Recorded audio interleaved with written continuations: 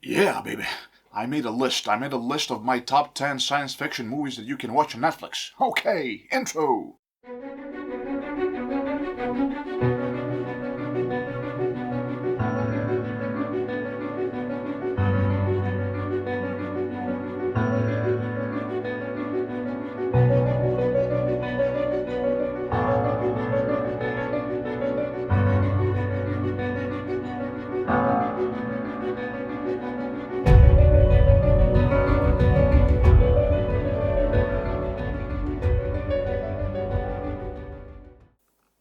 Are you bored? Are you bored at home?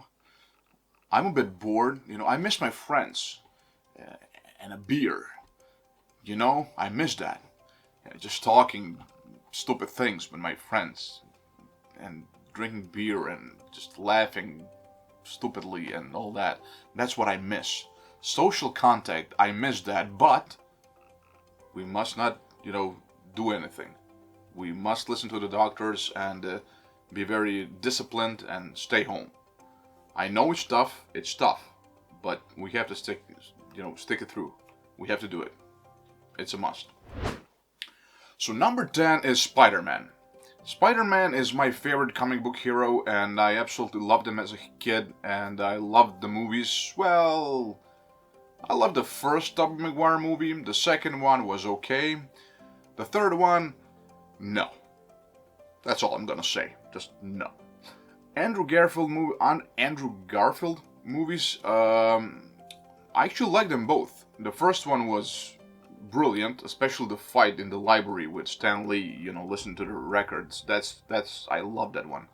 The second movie is okay, except the bad guys. The bad guys were just not good, and I don't know what. It's just no, not good.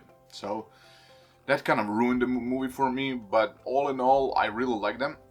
But then Marvel came in, and they created the Spider-Man with Tom Holland, who's great in it, and he was great in Captain America: Civil War, and Spider-Man: Homecoming is also really, really good. It's one of my favorite superhero movies. It really is. It's really well made, exactly as it should be. It's fun. It has a serious element in it. And it's just fun to watch. You feel happy when you leave the theater, and I think that's important, especially in movies like this. So grab your popcorns, grab your family together, and watch Spider-Man. Have a good time.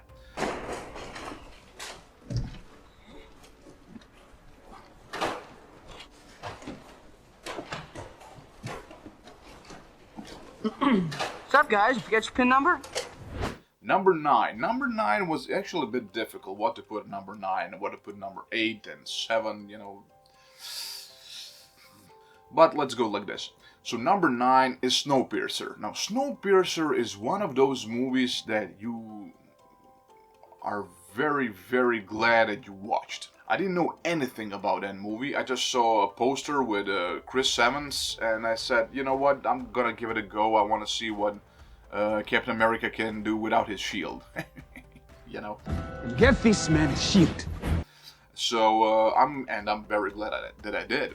The movie is directed by Bong Joon-ho, the same guy who directed The Parasite, who won all the Oscars this year.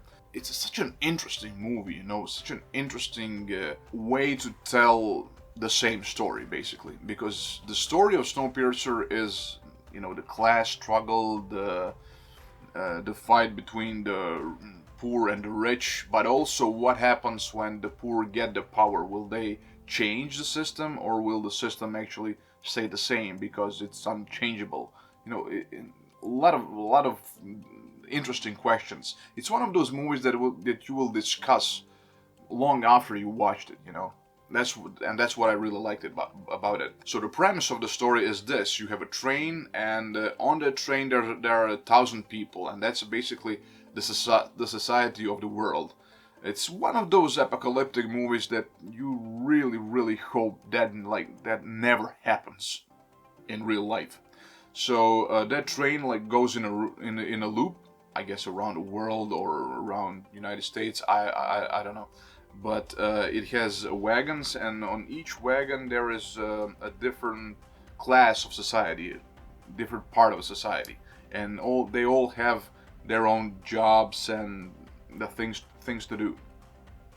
The last wagon is of course the worst kind of jobs, cleaning, dirty, not enough of food, guards controlling them, somebody gets killed, and then the revolution starts. They rebel and they just decide to change everything and kill everybody in their path, basically.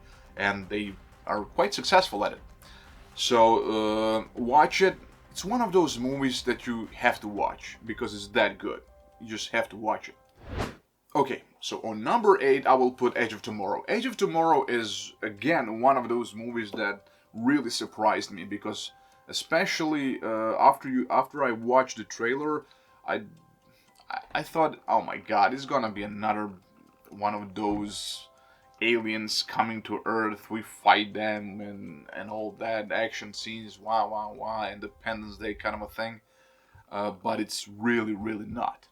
Tom Cruise is, well, he's always great.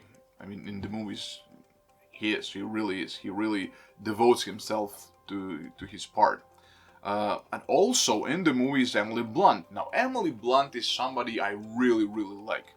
She is fantastic. Basically, in anything I ever saw her, she's always good. And in this movie, she's excellent. She really is.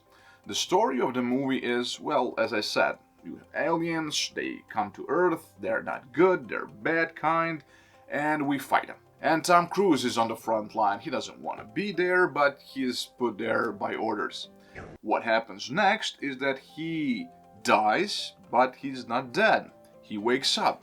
He wakes up in the very same day that he already lived. It's like Groundhog Day, but it's in the future, and people are being attacked by aliens, and there's no Bill Murray.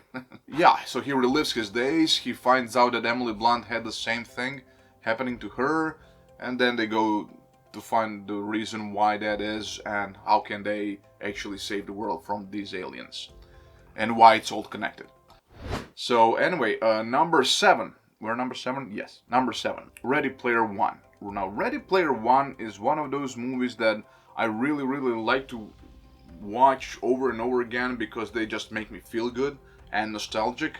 You just have a really good feeling after you watch it. You're entertained. It's directed by Steven Spielberg, and you have that vibe of watching Goonies, Indiana Jones, and Back to the Future all in one. Plus all of the video games references and movie references put together, and it's really, really well directed and really well told story. Visually, it's fantastic. The story is pretty simple, nothing too complicated. Basically, it's a dystopian world, and everybody is basically not facing reality by playing this game in a virtual world. It's an interesting story, and it's fun to watch. A lot of action, so that's number 7. You're not gonna regret it if you watch it. Popcorn movie, just like SpiderMan, and yeah, definitely recommend. Number 6 is another Bong Joon-ho movie called Okja. Okja! I love that word, Okja. Okja is a super pig. Yep, it's a super pig. Okay, good. I'm glad we cleared that up. The movie is basically it criticizes the food industry and the meat industry extremely. It's very well written, and the way it is told, it's very, very entertaining. Basically, the story is there's an evil corporation, of course, as always in science fiction movies, and that corporation creates 72 super pigs, and then they displace them around the world and watch them for 10 years. One of those pigs ends up in Korea with a girl and her grandfather on their farm, and the girl actually falls in love with Okja, and she becomes her best friend in some way. And but then the same corporation after 10 years decides that Okja is the best super pick there is, and they want to take it to New York, and then the whole drama starts. That's all I'm gonna actually say about this movie, because you have to watch it to really appreciate it. I don't think I can explain it enough, good enough for you to watch it, so I don't want to ruin it, and you have to watch it to really appreciate it. Number 5, Blade Runner. You can't do anything without Blade Runner. I mean, a list like this, if you don't say Blade Runner, some bullet is gonna come through that window and hit me in the head. I'm pretty sure of it.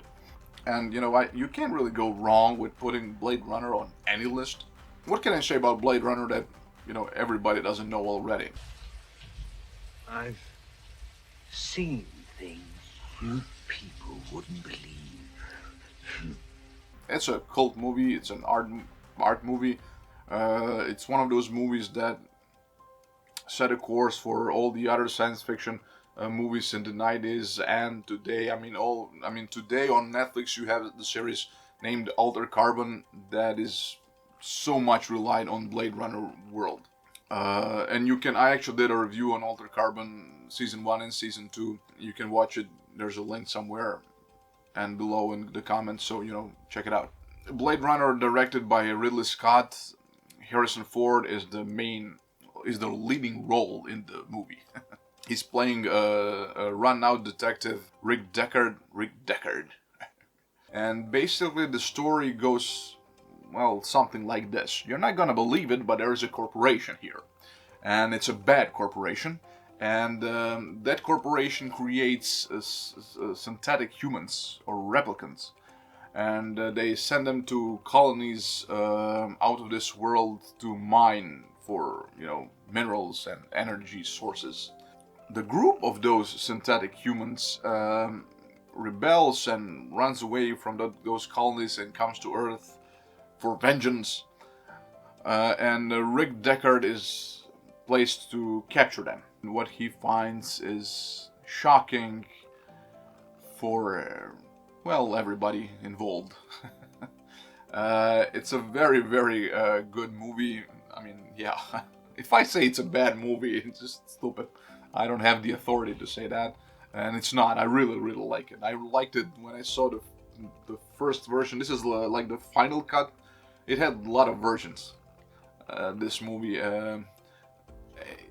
So basically watch it, and if you don't understand the end, especially, there's a lot of discussion about the end, just watch the YouTube video that explains it. It's gonna be easier, you know, than to argue on Facebook groups and all that. Just watch some YouTube video that explains it and you're gonna be fine. Okay, now we're getting to a really interesting stuff. Number 4 is the movie called Moon. Moon is one of those movies that you're gonna watch. You're gonna be scared while watching. And when you're finished with it, you're gonna absolutely love it. Sam Rockwell is the main and almost the only character there. He carries the whole movie because it's him and you know, a couple of more hims. Also, there is a computer. There is a computer. He's in the space, and there's a spaceship, and there's a computer. Ring a bell? Yeah, it has that Stanley Kubrick's 2001 Space Odyssey vibe. But vibe, is it vibe or is it vibe? I think it's a vibe. It's better. It sounds better. Vibe. Yeah, it's not vibe. Vibe. Yeah, with a V. With a we. That's very hard to pronounce for me. The story is something like this, not to reveal too much. Basically, as I said, space station Moon. That space station is owned by, you guessed it, a corporation.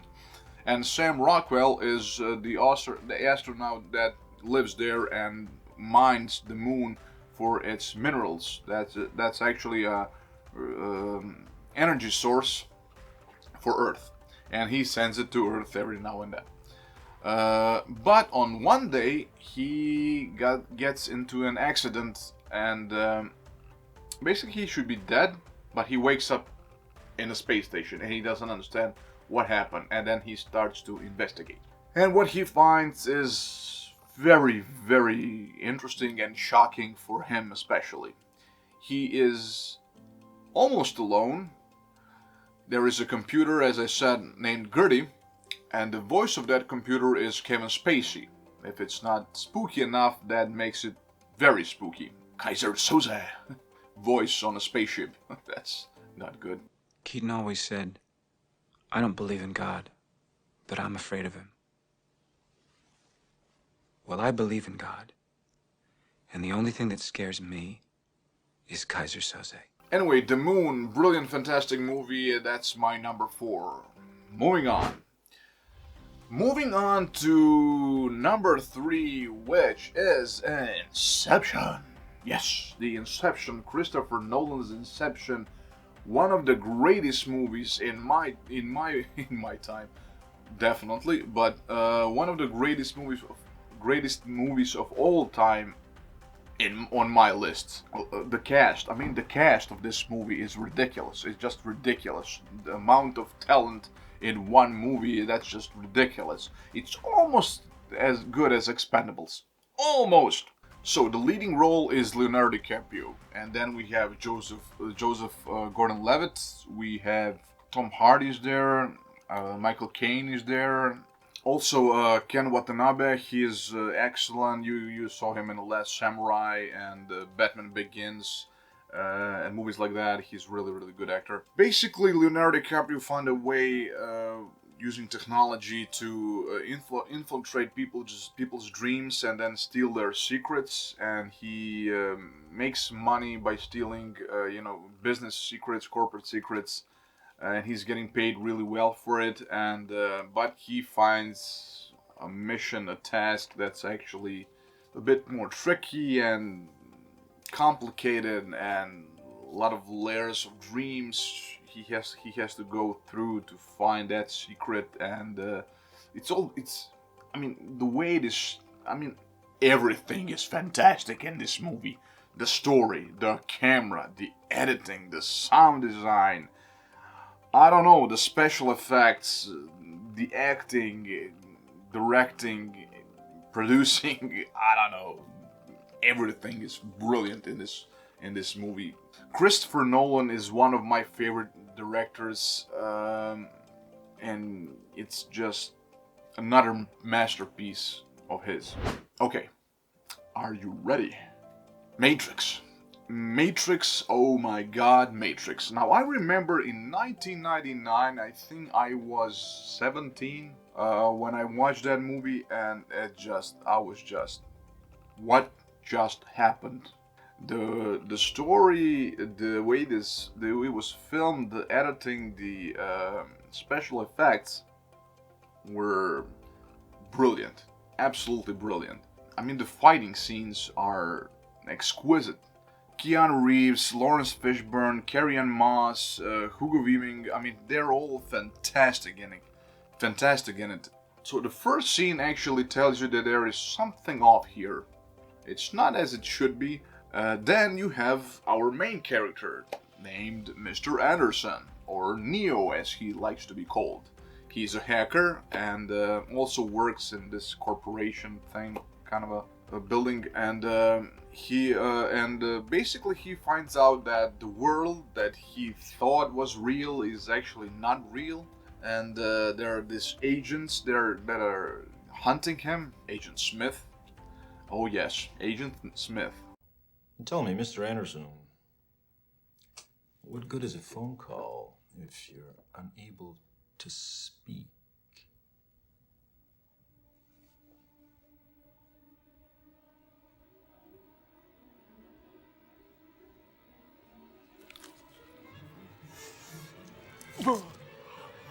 You can also watch Matrix 2 and 3 if you want. If you don't want, you're not gonna lose a lot. But Matrix is, definitely must watch.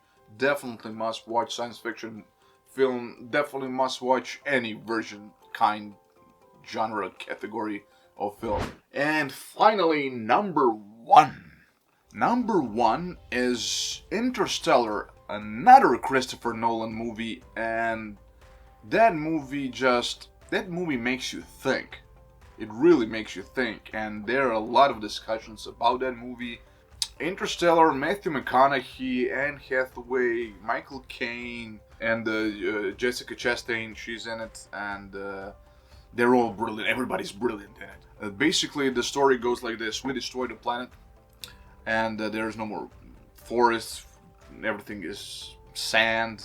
And Matthew McConaughey, who is an engineer and was a pilot for NASA, actually gets invited by this billionaire philanthropist guy who created this spaceship that can take them inside of the black hole, and that's like a shortcut to other planets that we might be able to inhabit. He has 2 kids, and he has to leave them behind, and he knows when he gets back they're gonna be either dead or very, very old. So that's a very hard choice to make, and but he decides to make it anyway, just for them and for everybody else on the planet, so that humanity would have a chance to survive. Interstellar is again one of, and then the ending, and then you have the ending. I mean, the ending of the movie is so fulfilling and so interesting and so hopeful, if you think about it. And I absolutely adore the ending. I mean, the ending of the movie is absolutely fun. The whole movie is great, but the ending is just so, oh my god, yeah, it's a fantastic. It is. Yeah, so that's it. That's my top 10. If there's a movie that you haven't watched on this list, definitely watch it. You're not gonna regret it. These are all really fantastic movies, and I'm pretty sure everybody will confirm that these are really good movies. And yeah, so watch them. I'm sorry. One more thing. Yeah, subscribe please, and like. As I said before, just do those 2 things. That's all you have to do. Nothing else. Oh, you can comment. Yeah, you can comment. Sure. Tell me what are your top 10 science fiction movies? Go ahead. Tell them. Tell me. Don't tell them. Tell me.